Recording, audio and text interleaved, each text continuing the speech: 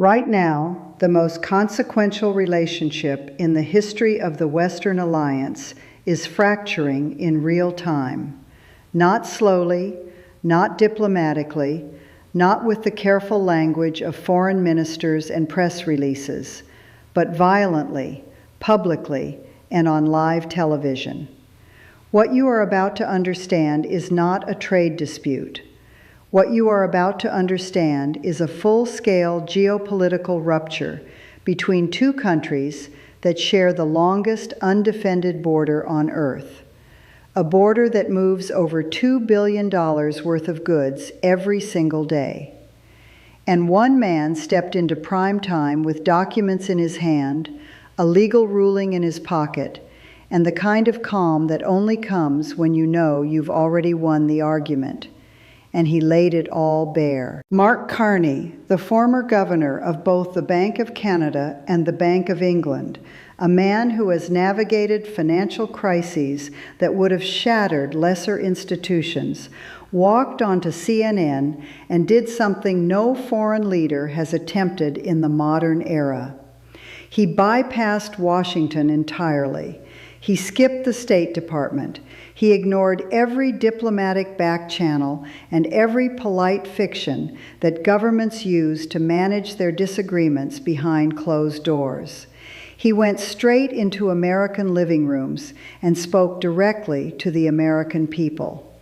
37 minutes, no script visible on the desk, no nervous energy in his voice, just evidence, structure, and a case so airtight it landed like a verdict. And here's the thesis you need to hold in your mind for the next 20 minutes.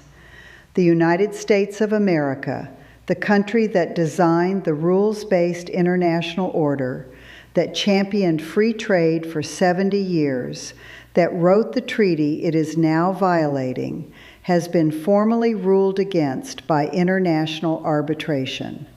The evidence is on record.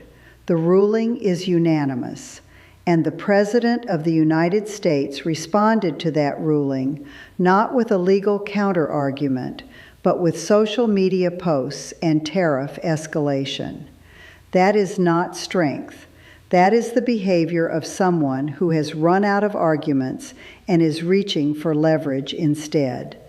This affects your gas bill, your grocery run, the price of lumber when you try to renovate your kitchen, the cost of the truck your neighbor drives to work. We are talking about the largest bilateral trading relationship in the history of the world. $762 billion in annual goods trade, now grinding through one of its most destructive breakdowns since NAFTA was signed in 1994. And the aftershocks are already hitting your wallet, whether you've been paying attention or not. We know the factual architecture of this confrontation because it is extensively documented. 3 separate trade law panels have weighed in. The World Trade Organization formally received Canada's dispute resolution request in March of 2025, citing violations of the 1994 General Agreement on Tariffs and Trade, the very foundation of modern global commerce. Canada initiated a second WTO proceeding in April of that same year, targeting American tariffs on cars and auto parts. Multiple legal scholars from Georgetown, Harvard, and the London School of Economics have reviewed the underlying USMCA text and reached the same conclusion. The tariffs as applied do not satisfy the legal threshold required under the agreement's emergency provisions.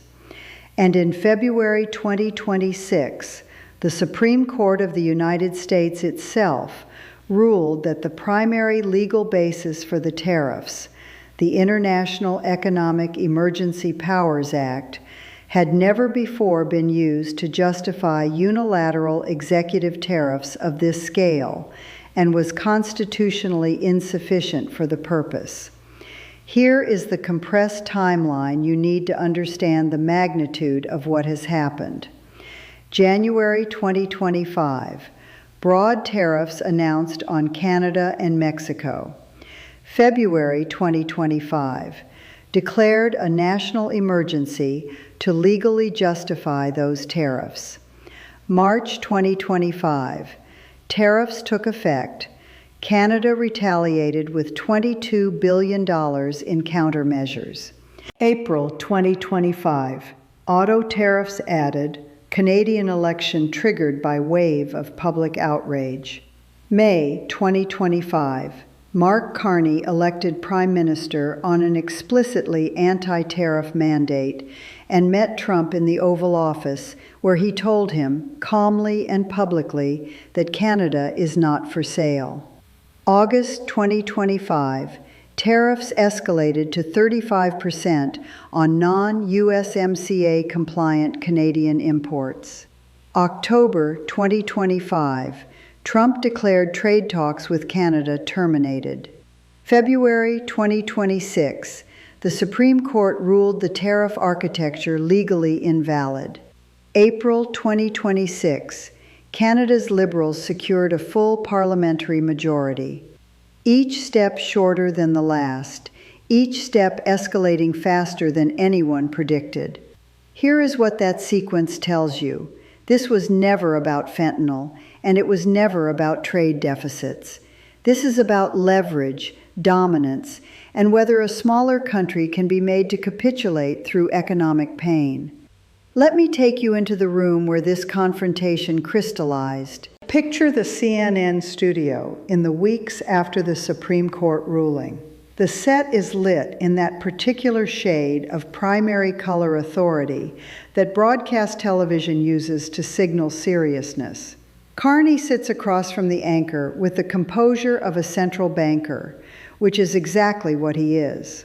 This is a man who spent years watching financial markets try to call his bluff and losing. He is not rattled by cameras. He is not rattled by interruptions.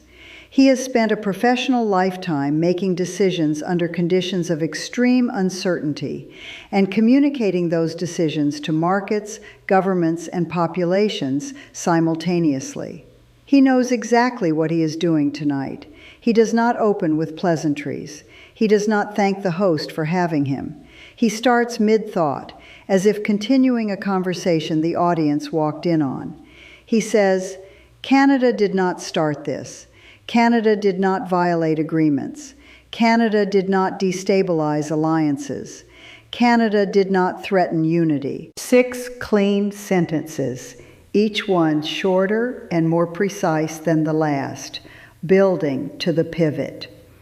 And then he delivers it without raising his voice, without leaning forward, without any theatrical gesture.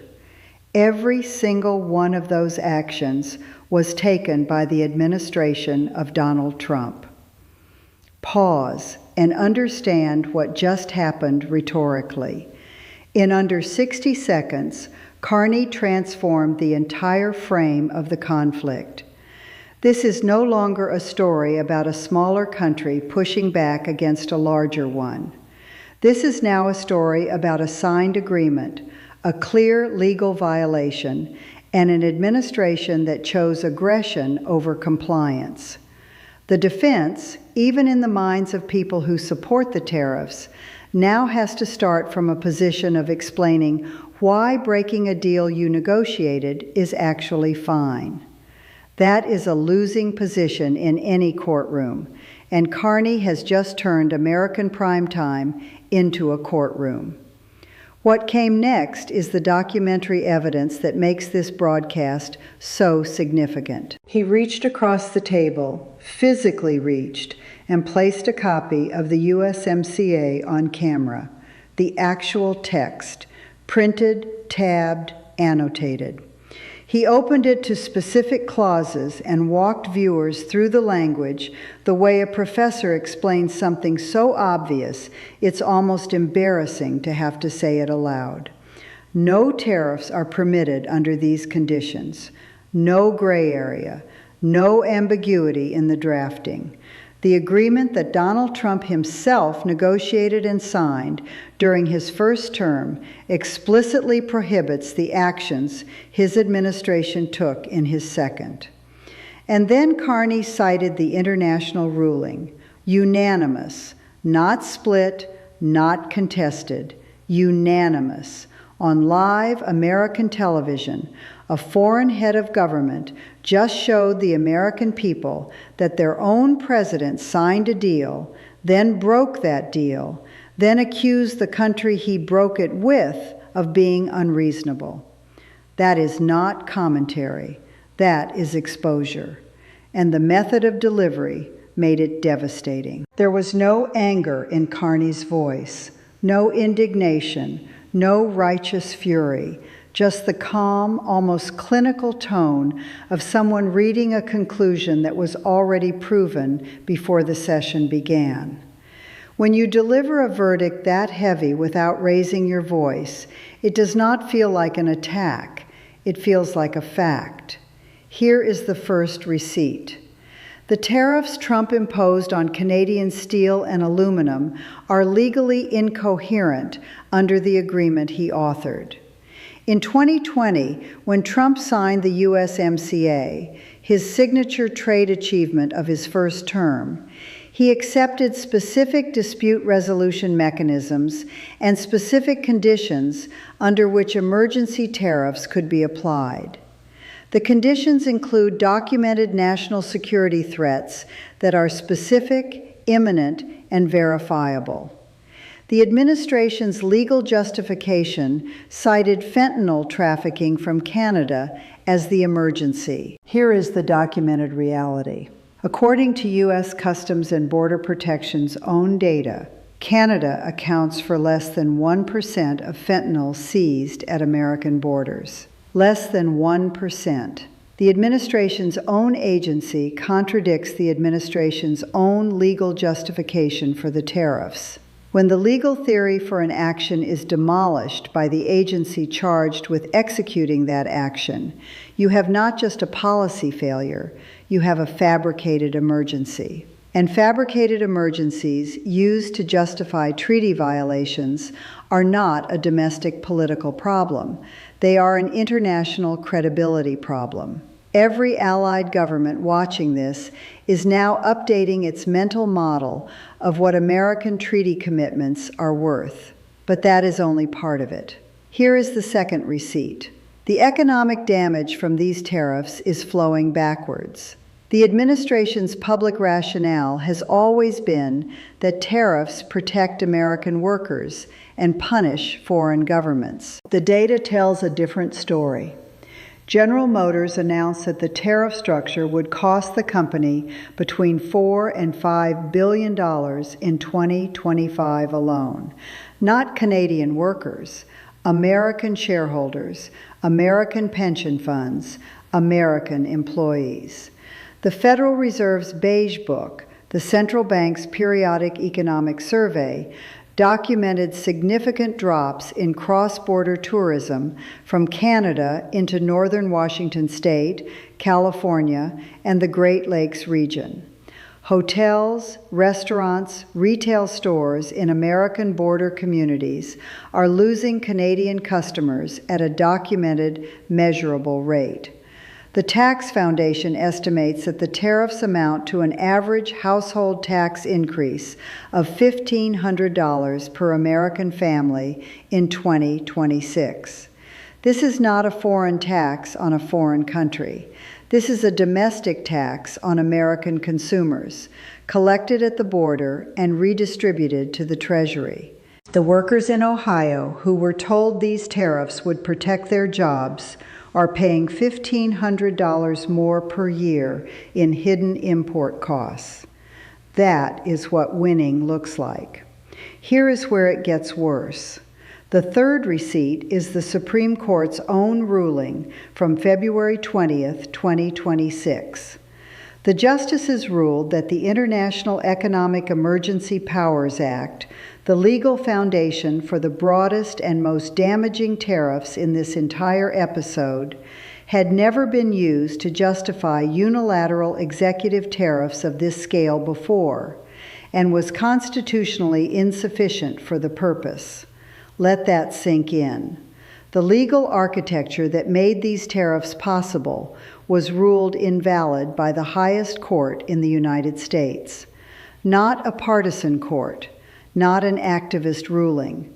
The court's finding was grounded in a simple constitutional principle.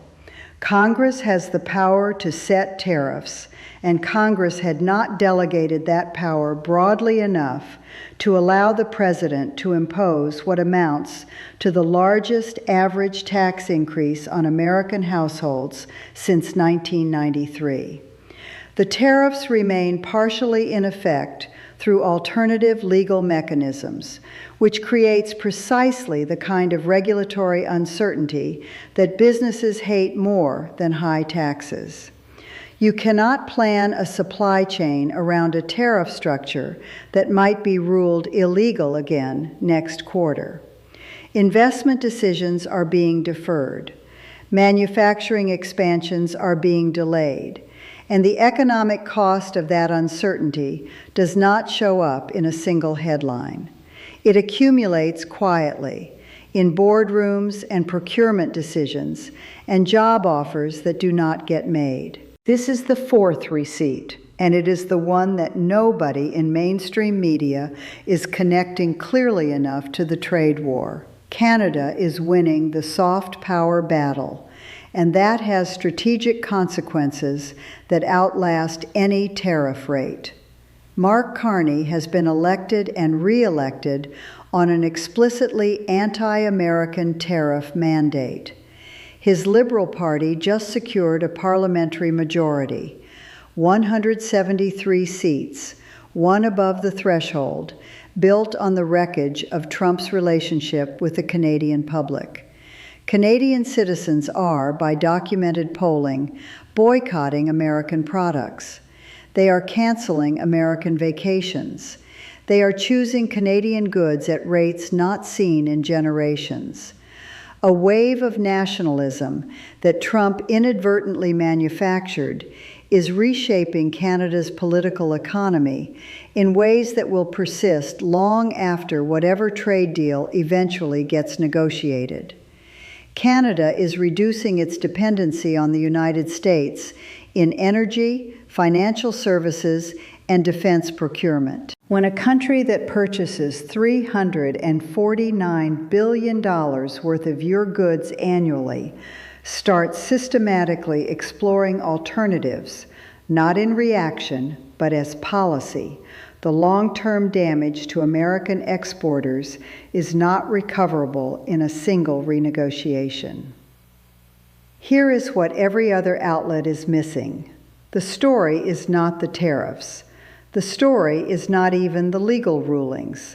The story is what this conflict reveals about the architecture of American power in the post-USMCA era. For decades, America's ability to lead the international order rested on a foundational proposition that when America negotiates a deal and signs it, that deal means something. Countries align their supply chains, their investment decisions, their security relationships around the assumption that the United States would honor its commitments. What happens to that assumption now? Not just in Canada, in Japan, in South Korea, in the European Union, in every capital that has watched a treaty America negotiated get discarded by an American president within his first year of returning to office. Let me translate that for you in plain terms. Every country that is currently negotiating a trade agreement with the United States is now building in a clause, or at least a mental reservation, for the possibility that the next American administration will simply walk away from whatever gets signed. That is not a policy problem. That is an institutional corrosion problem. And institutional corrosion does not heal the way a trade deficit heals. It calcifies. Now let us go beneath the surface of the psychology at work here, because there are two fundamentally different worldviews in collision, and they are not both equally coherent in this specific situation. The administration operates from what might be called mercantilist nationalism, the belief that trade relationships are zero-sum competitions, where every dollar of imports is a loss and every tariff is a score. Under this worldview, a trade deficit with Canada is evidence that Canada is winning and America is losing.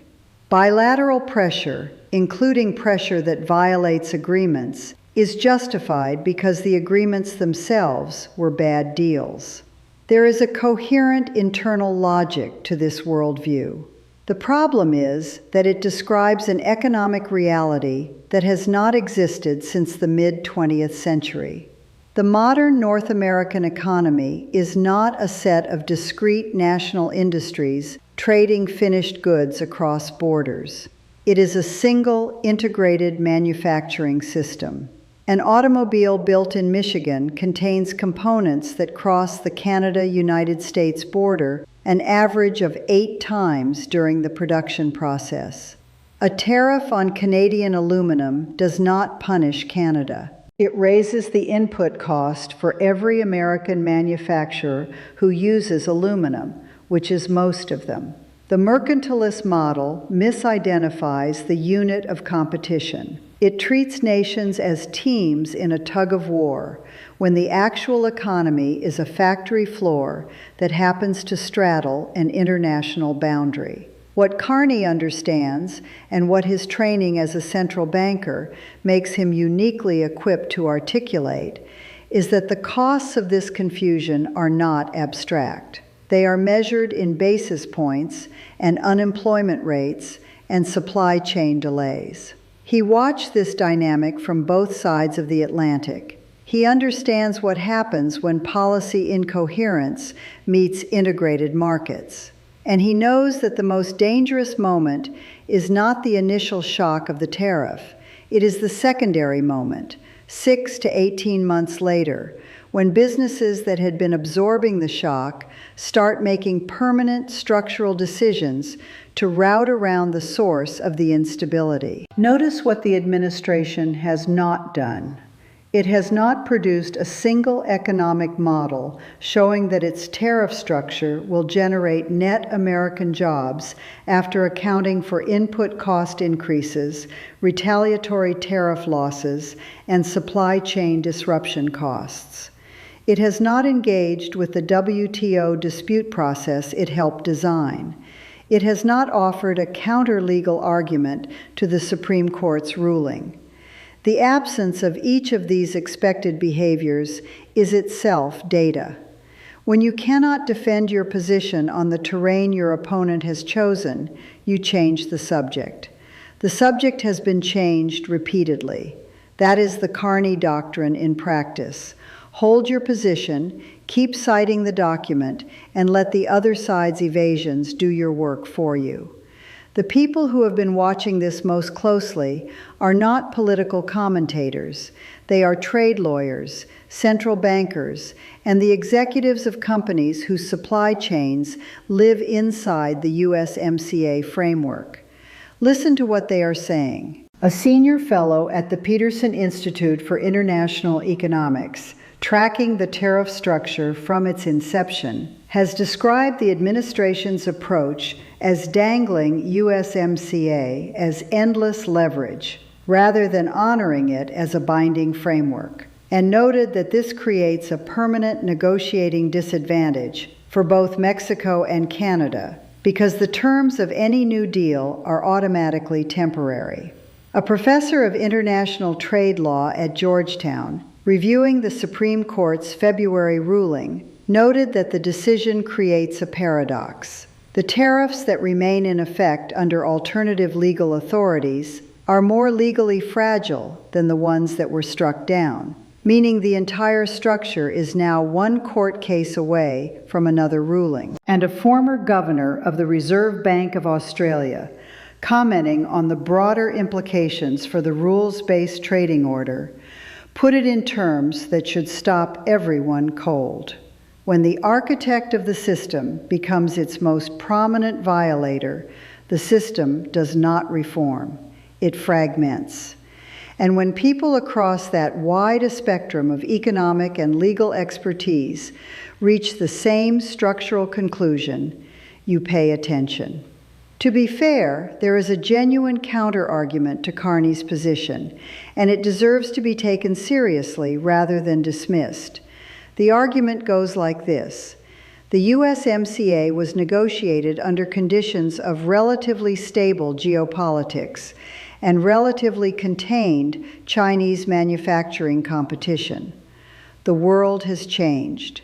China's industrial capacity has expanded in ways that make North American supply chains vulnerable to third-party competition in ways the 2020 agreement did not fully anticipate. Some renegotiation of terms, including some use of tariff pressure to get parties to the table, is a legitimate tool of trade diplomacy. Canada's digital services tax, its content regulations affecting American streaming platforms, and its supply-managed dairy sector are genuine irritants that represent areas where Canada has not fully honored the spirit of open competition. These are real issues. The administration is not wrong that some renegotiation is warranted. But here is the structural pivot that collapses this counter-argument. The method chosen to pursue that renegotiation was the problem, not the goal. Violating a treaty in order to renegotiate it does not produce a more durable replacement treaty. It produces a replacement treaty that every signatory understands is also violable at will. The leverage gained in the short term is consumed by the credibility lost in the long term. If you want to renegotiate USMCA, and there are legitimate reasons to, you do it through the mandatory review mechanism that the agreement itself provides, which is scheduled for July 2026. Not through emergency tariffs, not through fabricated border emergencies, through the process you agreed to use. That is not weakness. That is the difference between a rule-based system and a preference-based system. And a preference-based system only works for the country with the most power.